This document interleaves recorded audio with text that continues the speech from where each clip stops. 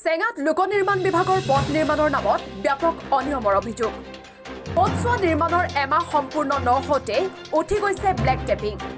বৰপেটা জিলাৰ চেঙা সমষ্টিৰ অন্তৰ্গত চেঙা ভণ্ডাবাবা মন্দিৰৰ পৰা মধ্য কামৰূপ মহাবিদ্যালয়লৈ 1 কিলোমিটাৰ পকীপথ নিৰ্মাণৰ বাবে মুখ্যমন্ত্ৰীৰ পকীপথ আঁচনিৰ অধীনত 80 লাখ টকা আবণ্টন দিয়া হৈছিল। উক্ত পথছোৱা ধীৰাজ পাটোৱাৰী নামৰ ঠিকাদাৰজনে নিৰ্মাণৰ অনুমতি লাভ কৰিছিল। কিন্তু নিৰ্মাণৰ এমাহ নহওঁতেই সম্পূৰ্ণ পথছোৱা বিধ্বস্ত ৰূপ লোৱা দেখা গ'ল।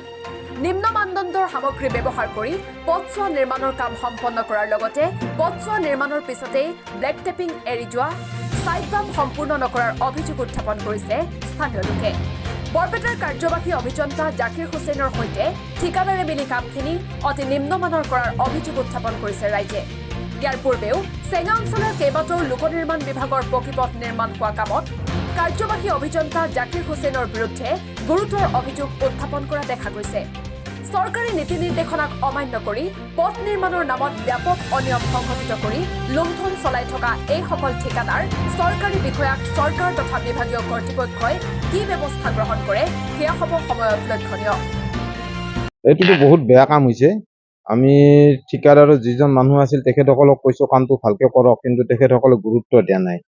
মাজতে একদিন যেতিয়া চাব আহিছিল অফিচাৰে, চাব আহোঁতে তেওঁলে সৰু সৰু শিলগুটিবিলাক পুৰা শাৰী শাৰী চাফা কৰি পেলাই ৰাস্তাটো চাফা কৰি থৈ দিছে, যাতে আৰু ধৰাত নপৰে। তাৰপিছত যাই আমি অফিচত কমপ্লেইন দিলো, ৰাস্তাটো বেয়া হৈছে, শিলগুটি ওলাইছে, কৰাৰ এসপ্তাহ 10 দিন পিছৰ পৰা আৰম্ভ হৈছে। তাৰপিছত তেওঁলোকে ঠিকাদাৰৰ মানুহ আহি ওপৰত তেল মাৰি গৈছে, একবাৰ তেল মাৰি আহি কামটো ভাল কৰিম বুলি কৈ গেল। কিন্তু তেওঁলোকে কৈছে তেল মাৰি যাতে শিলটো নুঠে সেই ব্যৱস্থাহে কৰি গেল। তাৰপিছত আমাৰ পাব্লিকে বন্ধ কৰিছে, সেনেকে কাম কৰা নহয়, সম্পূৰ্ণ নতুন কাম কৰিব লাগিব।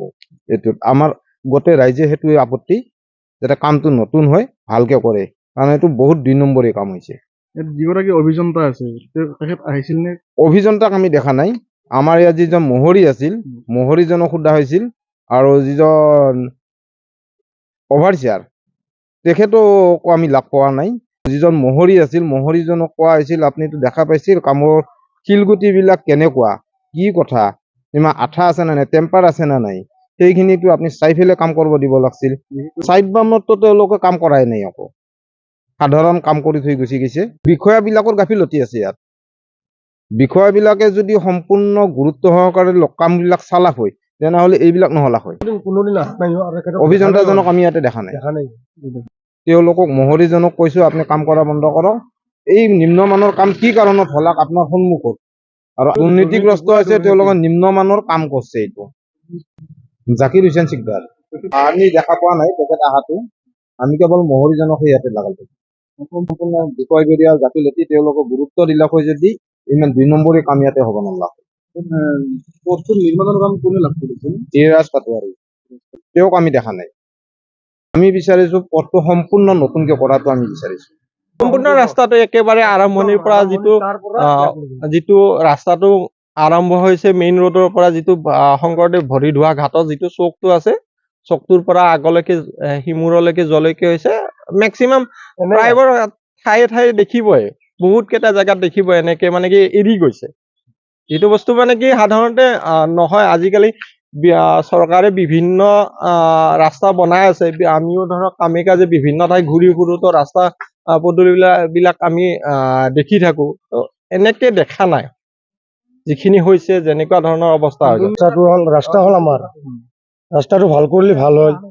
তাৰ স্থলত আমি এদিন ধৰিছিলো আমাৰ ৱাটাৰ চাপৰ আগত, সিদিনা পিছ কৰিছে, সিদিনা আমি ধৰিলো দেই ইমান ইমান থাকে, ইমান কিয় দিয়া নাই বা অকণমান কিয় কম হ'ল।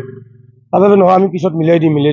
কিন্তু পিছত মিলাই দিওঁতে আজি এসপ্তাহ নহওঁতে এই শিলগুটিবিলাক চব উঠি গুচি গ'ল। সম্পূৰ্ণ ৰাস্তাটো একদম আপোনাৰ ভৰি ধোৱা ঘাটৰ যিটো আমাৰ মেইন ৰোড আছে, মেইন ৰোডৰ পৰা আপোনাৰ আমাৰ এতিয়া নাৰঘাট বুলি কৈছিল, সেইটো এই নাৰঘাটক লগিন আছে। এই সম্পূৰ্ণ এই ৰাস্তাটোত ইয়ে দেখা পাব। অভিযন্তা আছে, কি নাম আছিল তেখেতক? জাকিৰ হুছেইন। আহা কোনো দিন দেখা নাই। আমি বা মহৰীকে আমি কৈছিলো যে দাদা আপুনি থাকোতে কামটো অলপ ভাল কৰক, আপোনাৰে কাম যিটোকে ৰাইজৰ হকে আপুনি আহিছে যেতিয়া ৰাইজৰ হকে অলপ ভালকৈ কাম কৰক, কাম কৰিলে অলপ ভাল হয়। হ'ব ভাইটি, আমি তুমি টেনশ্যন, আপোনালোকৰ টেনশ্যন ল'ব লাগে, আমি কৰিম। গুৰুত্ব একো দিয়া নাই, একোৱে গুৰুত্ব দিয়া নাই। এই এদিন খালি অকণমান মেটেল আনিছিল, এই আপোনাৰ সেই পিছৰ লগত মিলাই মেথন আগত মাৰিছিল। সিহঁতে এনেকৈ নহ'লে নহ'ব, ডাইৰেক্ট সম্পূৰ্ণ দিব লাগিব। চেঙাৰ পৰা জাকিৰ জামান ৰিপৰ্ট, অমৃত নিউজ। অমৃত প্ৰবাহ অসমীয়া সাপ্তাহিক কাকতৰ ডিজিটেল সংস্কৰণ অমৃত নিউজ, সত্যৰ সন্ধানত অমৃত নিউজ।